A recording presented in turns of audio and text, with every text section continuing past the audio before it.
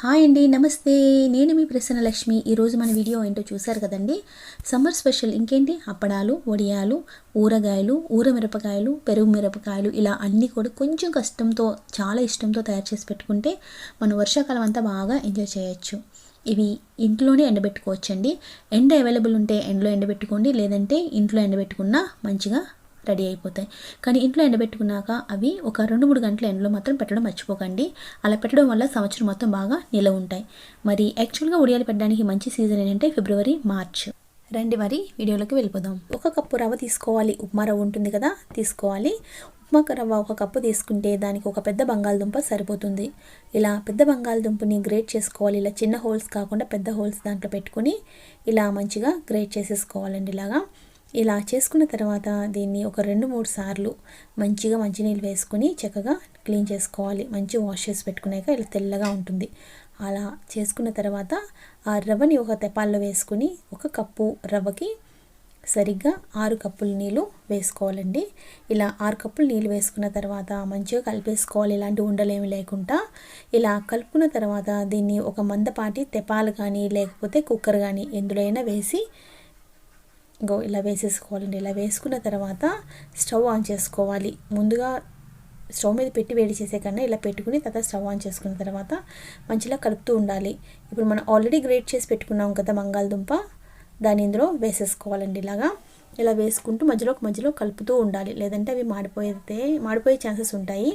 ఇలా కలుపుకున్న తర్వాత ఇందులో ఒక 1/2 spoon soda, 1 spoon red chilli flakes అండి, అలాగే 1 స్పూన్ జీలకర్ర, 1 స్పూను నువ్వులు, ఇలా అన్నీ వేసుకుని మంచిగా ఒకసారి కలిపేసుకోవాలి. చూసారు కదా, ఇలా కలుపుకున్న తర్వాత ఆ మధ్యలోనే కలుపుకుంటూ మీడియం ఫ్లేమ్ మీద పెట్టుకుని ఒక 15 to 20 మినిట్స్ ఉడికించుకోవాలి. ఇలా ఉడికించడం వల్ల ఏమవుతుందంటే వడియాలు, మనం పెట్టబోయే వడియాలు విరగకుండా చాలా బాగా వస్తాయండి. చూసారు కదా, మంచిగా ఉడికిన తర్వాత స్టవ్ ఆఫ్ చేసి దీన్ని కింద దించి పెట్టుకోవాలి. ఇలా వెంటనే వేడివేడిగా ఉంటున్నప్పుడు కవర్ మీద వేయకూడదు, కొంచెం చల్లారనివ్వాలి. ఇలా కలుపుతూ మధ్యలో ఉంటే చల్లారుతుంది. అలా కలుపుకుంటూ ఉండిపోతే పైన తిట్లా వచ్చేస్తుంది. అలా కాకుండా మధ్యలో కలుపుతూ కొంచెం చల్లారనివ్వాలి. ఇలా చల్లారిన తర్వాత కవర్ వేసుకుని ఇలా గరిటతో వేసుకుంటే వడియాలు మంచిగా రెడీ అయిపోతాయి. చూసారు కదా, ఇలా వేసుకుని పెట్టుకుంటే ఒక రోజులో ఆరిపోతాయండి ఇవి. మీరు ఎండలో కావాలంటే ఎండలో పెట్టుకోవచ్చు, ఇంట్లో కావాలంటే ఇంట్లో కూడా పెట్టుకోవచ్చు. ఇంట్లో కూడా మంచిగానే ఎండిపోతాయి ఇవి. చూసారు కదా, ఇలా పెట్టుకున్న తర్వాత చక్కగా నేనైతే ఎండలో ఎంత పెట్టి ఉండను, ఒక 2 hours 3 hours ఆరిపోయండి. చూసారు కదా, ఇలా అయిపోయిన తర్వాత మంచిగా ఇలా కనిపిస్తాయి. మరి ఇప్పుడు మనం వేపి చూద్దామా ఎలా వచ్చాయో. ఇలా ఎండిపోయిన తర్వాత చక్కగా నూనె పెట్టుకొని మనం ఇప్పుడు ఫ్రై చేసి చూద్దాం. చూడండి, టేస్ట్ చాలా బాగుంటాయండి. ఎందుకంటే ఇందులో పొటాటో కూడా వేసాం కదా, టేస్ట్ చాలా బాగుంటాయి. మరి మీరు తయారు చేసి ఎలా వచ్చిందో కామెంట్ మాత్రం చెప్పడం మర్చిపోకండి. ఇవి పచ్చిమిర్చి. మనం చాలాసార్లు పెరుగు మిరపకాయలు తింటూ ఉంటాం. ఎప్పుడు పెరుగు మిరపకాయలే కాకుండా ఈసారి మిరపకాయలతో ఇలా ట్రై చేసి చూడండి, చాలా బాగుంటాయి. ఒక సంవత్సరం అంతా కూడా మనం నిలబెట్టుకోవచ్చు. అయితే వీటిని ముందుగా ఏం చేయాలంటే మంచిగా కడిగేసి నీట్గా క్లీన్ చేసుకున్న తర్వాత ఒక క్లాత్ మీద పెట్టి నీరంతా ఆరిపోయే వరకు ఉంచాలి. ఆ తర్వాత వీటి తొడుముల్ని ఇలా తీసేయాలి. ఇలా మొత్తం తొడుములు తీసేసుకున్న తర్వాత మిరపకాయల్ని ఏం చేయాలంటే ఇలాగా మధ్యలోకి చీల్చుకోవాలి. ఒక పచ్చిమిర్చిని 2 ముక్కలుగా చీల్చుకోవాలండి. ఇలా ఈ పచ్చిమిరపకాయలు ఎలాంటి తీసుకోవాలంటే కారం ఉన్నవి తీసుకోకూడదండి, కొంచెం కారం తక్కువ ఉన్న మిర్చి తీసుకోవాలి. ఇలా మంచిగా చీల్చుకున్న తర్వాత వీటికి ఇది ఒక 1/2 కిలో మిర్చి, 1/2 కిలో మిర్చికి ఒక 50 to 60 గ్రామ్ సాల్ట్ వేసుకోవాలి. అలాగే వాము పొడి కూడా 2 నుంచి 3 స్పూన్లు వేసుకుంటే సరిపోతుంది. ఇలా 2 నుంచి 3 స్పూన్లు వాము పొడి మంచిగా వేపి పౌడర్ చేశానండి. ఆ పౌడర్ ఇందులో వేసుకోవాలి. ఇలా వేసుకున్న తర్వాత ఒక చిన్న నిమ్మకాయ అయితే కనుక ఒక నిమ్మకాయ మొత్తం దీంట్లో రసం పిండవచ్చు. ఒకవేళ పెద్ద నిమ్మకాయ అయితే కనుక 1/2 నిమ్మకాయ సరిపోతుంది. ఆ రసాన్ని కూడా మొత్తం ఇందులో బాగా పిండేసి మంచిగా వాటిని బాగా కలపాలండి. మొత్తం ముక్కలన్నిటికి ఇది బాగా పట్టేటట్టుగా కలుపుకోవాలి. చూసారు కదా, ఇలా కలుపుకున్న తర్వాత వీటిని ఏం చేయాలంటే మూత పెట్టేసి మనం చక్కగా పక్కన పెట్టేసుకోవాలి. ఇలా మూత పెట్టేసి నేను పక్కన పెట్టేస్తున్నాను. మరుసటి రోజు ఒకసారి మనం కలుపుకోవాలి. ఎందుకంటే మొత్తం దీంట్లో వాటర్ వస్తుంది, ఉప్పు మనం నిమ్మకాయ రసం అంతా వేసాం కదా, దానివల్ల వాటర్ అంతా కిందకి వెళ్ళిపోతుంది. సో అలా కాకుండా మనం ప్రతిరోజు కలుపుతూ ఉండాలన్నమాట. అలా 2 రోజులు కలిపితే సరిపోతుంది. ఇలా వాటర్లో ఉన్న నిమ్మరసం ఉప్పు అంతా ముక్కలు పట్టాలంటే మంచిగా ఒకసారి పైకి కిందికి అంతా బాగా కలిపేసుకోవాలి. బాగా కలిపేసుకోవడం వల్ల ఈ పచ్చిమిర్చి బాగా వాటర్లో బాగా నానుతుంది అనమాట. సో 2 రోజు ఇలా కలిపేసుకున్నాను.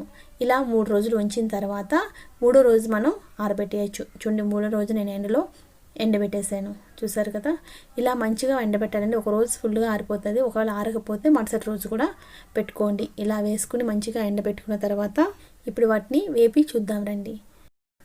మనం చాలాసార్లు అమ్యూజ్మెంట్ పార్క్లో పెద్ద పెద్ద అప్పడాలు చూసాం. ఎలా తయారు చేయాలో ఇప్పుడు మనం చూసేద్దాము. దానికోసం ఒక గ్లాసు నేనైతే 250 గ్రామ్స్ రైస్ తీసుకున్నానండి. ఇది ఏ రైస్ అయినా పర్వాలేదు, రేషన్ బియ్యం అయినా పర్లేదు, నార్మల్ బియ్యం అయినా పర్వాలేదు. దాన్ని బాగా 3-4 టైమ్స్ వాష్ చేసుకోవాలి. నీట్గా వాష్ చేసుకున్న తర్వాత చక్కగా నీళ్ళు వేసి ఓవర్ నైట్ అంతా నానబెట్టుకోవాలి. ఇలా ఓవర్ నైట్ నానబెట్టుకున్న తర్వాత మార్నింగ్ ఏం చేయాలంటే, ఒక గ్లాస్ రైస్ తీసుకున్నాం కదా మనం, ఒక గ్లాస్ రైస్కి సరిగ్గా 5 గ్లాస్ వాటర్ వేసుకోవాలి. 1:5 వేసుకోవాలన్నమాట. ఒక గ్లాస్ బియ్యానికి 5 గ్లాసులు నీళ్ళు వేసి అందులో 1 స్పూన్ జీలకర్ర, ఒక 1/2 స్పూన్ పాపడ్ ఖార్ అండ్ కొంచెం ఉప్పు నానబెట్టి పెట్టుకున్నాం కదా, ఆ రైస్ కూడా ఇందులో వేసేసుకోవాలి. వేసేసుకున్న తర్వాత సరిగ్గా మీడియం ఫ్లేమ్ మీద ఒక 5 విజిల్స్ వచ్చే వరకు ఉడకనివ్వండి. అవి ఉడికేలోపు మిర్చి అండ్ గార్లిక్, వెల్లుల్లిపాయ, పచ్చిమిర్చి కొంచెం కసాబిస్సాగా కోర్సుగా పేస్ట్ చేసుకోవాలి. ఇవి ఇప్పుడు 5 విజిల్స్ వచ్చేసిందండి. కుక్కరు దింపేసాను. చూడండి ఎంత బాగా ఉడికైంది కదా. ఇప్పుడు మనం ఆల్రెడీ గ్రైండ్ చేసి పెట్టుకున్నాం కదా పచ్చిమిర్చి గార్లిక్ పేస్ట్, అదంతా ఇందులో వేసేసుకోవాలి. వేసుకున్నాక మంచిగా గింజలుగా లేకుండా మంచిగా పేస్ట్ అయ్యే వరకు గరిటెతోటి ఇలాగా తిప్పుతా ఉంటే మంచిగా మెత్తగా నలిగిపోతుందండి. ఇలా మంచిగా మెత్తగా నలిగిపోయిన తర్వాత దీన్ని ఏం చేయాలంటే కొంచెం చల్లారనివ్వాలి. మరి వేడివేడిగా అయితే మనం చేతితో చేయలేము కదా, అందుకని కొంచెం చల్లారనిచ్చి ఆ తర్వాత కొంత ఎంత మొత్తం అయితే మనకి చేయబోతా ప్రస్తుతానికి, అంటే ఒక టైంకి ఎంత చేస్తాం అంత కొంచెం తీసి ఒక ప్లేట్లో పెట్టుకోవాలి. అంతా ఓపెన్గా ఉంటే ఎండిపోతుంది కదా, అందుకని కొంచెం తీసుకొని మిగతాది కుక్కర్ పక్కన పెట్టి దానిపైన మూత పెట్టి ఉంచుకోవాలి. ఇలా మనం తీసి పెట్టుకున్నాం కదా, దీన్ని ఏం చేయాలంటే మంచిగా కొంచెం చేత్తో ఇలా నలిపేసి చేత్తో ఇలా మంచిగా చేసుకున్నాం అనుకోండి, అవి అప్పడాలు మంచిగా రౌండ్గా మెత్తగా బాగా వస్తుంది, ఈజీగా అవుతుంది. సో ఇలా ఉండలుగా తీసుకుని పక్కన నీళ్ళు పెట్టుకోవాలండి. నీళ్ళు తీసి పెట్టుకున్నాం కదా, ఆ నీటిలో చెయ్యి ముంచి తీసి రౌండ్గా ఉండల్లా చేసుకుని కవర్ ఉంటుంది కదండి, ఏదైనా కవర్, ఆయిల్ కవరు లేదంటే కొన్ని ఫోల్డర్స్ ఉంటాయి, ఫోల్డర్ పెట్టుకుంటాం చూడండి మనకి కవర్, ఇలాంటి ఫోల్డర్స్, ఆ ఫోల్డర్స్ అయినా బాగా పనిచేస్తాయి. లేదంటే ఇలాంటి ఏదైనా కవర్ తీసుకొని చక్కగా ఇలా పెట్టుకుని దానిపైన ఒక కవర్ పెట్టి ఇలా ప్లేట్తో ఒత్తాలండి. ఇలా ప్లేట్తో ఒత్తుకుంటే తర్వాత తీసి దాన్ని ఒక పక్కన, నేను ఆల్రెడీ కవర్ వేసి ఉంచాను పక్కన, ఆ కవర్ మీద దీన్ని వేసాను ఆరడానికి. ఇవి ఇంట్లోనే చేసేసుకోవచ్చండి. నేను ఇంట్లోనే తయారు చేస్తున్నాను. ఇంట్లో తయారు చేసి ఫ్యాన్ కింద వేస్తే మొత్తం అన్నీ ఎండిపోతాయి. ఇలా కొంతసేపు ఎండిన తర్వాత నేను ఏం చేస్తున్నానంటే టర్న్ చేస్తున్నాను. వాటిని టర్న్ చేయకపోయినా కూడా మంచిగా ఎండిపోతాయి, ఏం పర్వాలేదు. సో ఎంత కాదన్నా అప్పడాలని ఎంత ఇంట్లో పెట్టుకున్నా సరే 1 సంవత్సరం నిల్వ ఉండాలంటే మనం ఏం చేయాలంటే మరుసటి రోజు కనీసం 2 గంటలైనా ఎండలో పెట్టాలండి. ఇలా ఎండ పెట్టడం వల్ల ఏమవుతుందంటే సంవత్సరం కూడా పాడవకుండా ఉంటాయి. ఇలా అయిపోయిన తర్వాత మనం ఇప్పుడు వేపు చూద్దాం ఎలా ఉంటాయో, ఎలా వస్తే చూద్దాం రండి. నేను కళాయిలో ఆయిల్ పెట్టుకున్నానండి. ఆయిల్లో ఫ్రై చేస్తాను చూడండి. ఈ సైజ్ చేస్తే ఇది ఇంత వచ్చింది. ఇంకొంచెం పెద్దగా కనుక చేస్తే నేను ఒక పెద్ద కళాయిని పెట్టి వేపాల్సి వస్తుంది. చూసారు ఎంత బాగున్నాయో. ఇవి సగ్గుబియ్యం వడియాలు, కాకపోతే ఇవి చాలా బాగుంటాయి. దీన్ని కొంచెం మనం డిఫరెంట్గా చేస్తాము.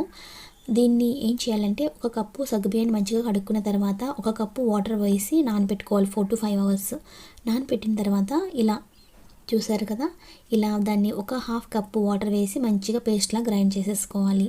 చేసుకున్న తర్వాత ఇందులోకి 2 బంగాళదుంపలు, పచ్చి బంగాళదుంపలు తీసుకోవాలి. తీసుకుని వాటి తొక్క అంతా తీసేసిన తర్వాత వాటిని కూడా మంచిగా 2-3 సార్లు కడిగేసి మిక్సీ జార్లో వేసి దీంట్లో కూడా 1/2 కప్పు వాటర్ వేసి మంచిగా పేస్ట్ లాగా గ్రైండ్ చేసుకోవాలి. చూసారు కదా, ఇలా గ్రైండ్ చేసుకున్న తర్వాత మనం ఆల్రెడీ గ్రైండ్ చేసి పెట్టుకున్న సగ్గుబియ్యం పేస్ట్ ఉంది కదండి, అందులో ఒక 4 కప్స్ వాటర్ యాడ్ చేసుకోవాలి. ఇలా ఓవరాల్గా మొత్తం మీద 5 కప్స్ వాటర్ సరిపోతుంది. ఇలా 4 కప్స్ వాటర్ వేసుకున్న తర్వాత మంచిగా మిక్స్ చేసేసుకోవాలి. ఇలా ఎందుకంటే ఉండలు ఉన్నాయనుకోండి, అవి అంటే బాగా మిక్స్ అవ్వకపోతే ఉండకట్టేసే ఛాన్సెస్ ఉన్నాయి. సో అందుకని మంచిగా పేస్ట్ వాటర్లో బాగా మిక్స్ అయ్యేటట్టుగా మంచిగా కలుపుకొని దాన్ని స్టవ్ మీద పెట్టుకోవాలి. పెట్టుకున్న తర్వాత మధ్యలో కలుపుతూ ఉండాలి. అయితే పెట్టుకున్న వెంటనే మనం పొటాటో ఆల్రెడీ పేస్ట్ చేసి పెట్టుకున్నాం కదా, అది ఇందులో యాడ్ చేసేసుకోవాలి. ఇలా యాడ్ చేసుకున్న తర్వాత మధ్యలో కలుపుకుంటూ ఉడికించుకోవాలి. ఇందులో సోడా వేయవలసిన అవసరం లేదండి. దీనికి సరిపడ్డ ఉప్పు వేసి ఒకసారి మిక్స్ చేసుకున్న తర్వాత దీన్ని మధ్యలో కలుపుకుంటూ ఒక 20 minutes ఉడికించుకోండి. ఇలా ఉడికిన తర్వాత బ్యాటర్ కలర్ మారింది చూసారు కదా, ఇలా అంటే ఈ కలర్ మారింది అంటే మన వడియాల పిండి రెడీ అయిపోయినట్టేనండి. కానీ ఇలా వేడివేడిగా కవర్ మీద ఎప్పుడు వడియాలు వేయకూడదండి, కొంచెం చల్లారనివ్వాలి. నేను ఇక్కడ ఏం చేస్తున్నానంటే మనం గాజులు వేసుకుంటాం కదా, అవి పెట్టి వేస్తున్నాను. మీరు ఇలాగే వేయాలని రూల్ ఏం లేదు, ఎలాగైనా వేసుకోవచ్చు. కాకపోతే నేను ఇలా ఎందుకు పెడతానంటే అన్ని వడియాలు ఒకటేలాగా వచ్చి రౌండ్గా బాగా వస్తాయని ఇలా ట్రై చేస్తాను. లేదంటే నార్మల్గా వేసుకున్నా కూడా బాగానే ఉంటుంది. చూడండి వేపి చూపిస్తున్నాను ఎంత బాగున్నాయి. టేస్ట్ చాలా బాగుంటుందండి. ఇవి మనకి తింటున్నప్పుడు ఎలా ఉంటుందంటే చూడడానికి ఏమో సగ్గుబియ్యం వడియాల్లాగా, తింటుంటే ఏమో బంగాళదుంప ఫ్లేవర్తో భలే ఉంటాయి. మీరు ట్రై చేయండి తప్పకుండా. ఇవి సగ్గుబియ్యం వడియాలే, కాకపోతే ఇందులో మనం గంజి కాచే పని కానీ ఉడకబెట్టే పని కానీ ఎలాంటిది ఏమీ లేకుండా డైరెక్ట్గా చేసుకోవచ్చు. ఇవి నేను నీట్గా కడిగిన తర్వాత వాటిలో ఒక 1.5 కప్ వాటర్ వేసి మంచిగా 4 to 5 అవర్స్ మనం నానబెట్టుకోవాలండి. ఒక కప్పు సగ్గుబియ్యానికి ఇలా 4 to 5 అవర్స్ నానిన తర్వాత ఇలా కనిపిస్తాయి. చూసారు కదా, ఇది నేను ఈవినింగ్ నానబెట్టాను. ఇప్పుడు ఇది నైట్ అయ్యింది. దీన్ని నేను వేరే బేసిన్లోకి తీసుకుంటున్నాను. తీసుకున్న తర్వాత ఒక కప్పు సగ్గుబియ్యానికి బాగా తలతల మరిగిన వేడి నీళ్ళు ఒక 3 కప్స్ వేసుకోవాలండి. వేసుకున్న తర్వాత ఓవర్ నైట్ నానబెట్టి ఉంచేసాను. ఇలా ఓవర్ నైట్ నానబెట్టిన తర్వాత మార్నింగ్ ఇవి ఇలా కనిపిస్తున్నాయి. చూసారు కదా, బాగా నానిపోయి. ఇప్పుడు దీన్ని మనం మిక్సీ జార్లో వేసుకొని గ్రైండ్ చేసుకోవాలండి. చూసారు కదా, ఇలా మెత్తగా గ్రైండ్ చేసుకున్న తర్వాత దీనికి సరిపడ్డ ఉప్పు వేసి ఒకసారి మంచిగా కలిపేసుకుందాము. ఇలా మంచిగా కలుపుకున్న తర్వాత నేను కొంచెం సెపరేట్గా తీసుకుంటున్నాను, ఎందుకంటే కొన్ని ప్లెయిన్ వడియాలు కొన్ని మసాలా వడియాలు వేయాలనుకుంటున్నాను. ఇప్పుడు దీంట్లో 1 స్పూన్ జీలకర్ర, 1 స్పూన్ ఏమో రెడ్ చిల్లీ ఫ్లేక్స్ వేసానండి. వేసుకున్నాక మంచిగా కలిపేసుకోవాలి. కలుపుకున్న తర్వాత నేను సోడా వేస్తున్నాను, కానీ యాక్చువల్గా సోడా వేయవలసిన అవసరం లేదండి. మీరు వేయకండి, ఎందుకంటే వేయకపోయినా కూడా చాలా బాగా వస్తున్నాయి. నేను ఇంట్లోనే వేసేస్తున్నాను. చూడండి, ఇంట్లో ఫ్యాన్ కింద పెడుతున్నాను.